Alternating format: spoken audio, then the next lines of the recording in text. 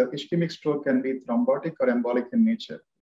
If it is an embolic stroke, then it is going to be a small vessel in the brain which is probably blocked. And if you don't find a source, clear-cut source, sometimes in 30% of them, whatever investigation you do, you may not be able to find out the exact source because it is a tiny clot of a millimeter or two which has arisen somewhere in the body and gone and blocked the particular vessel in the brain. In such cases, we treat them with blood thinners, so the antiplatelets, what we call, dual antiplatelets for the initial, say, a month or 3 months, depending upon the risk factors. The risk factors being most important risk factor being diabetes, and secondly, hypertension and smoking, apart from the usual abnormalities in the cholesterol levels in the body. So these are modifiable risk factors, which means that if you control these factors, probably a risk of stroke is likely to come down. So medical treatment in the form of blood thinners is for the embolic stroke.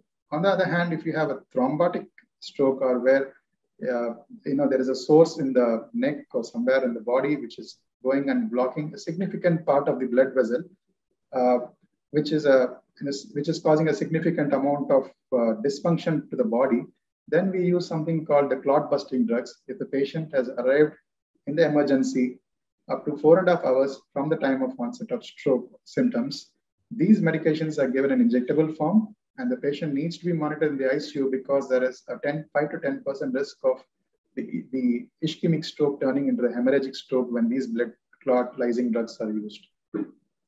So this is a thrombotic stroke where we use ischemic thrombolytics or the clot-busting drugs. In the other setting where 20% of ischemic strokes, which can be large vessel occlusions, as I mentioned earlier, where the blood vessel diameter is more than 3 millimeters, just a clot-busting drug may not be enough to completely dissolve the clot.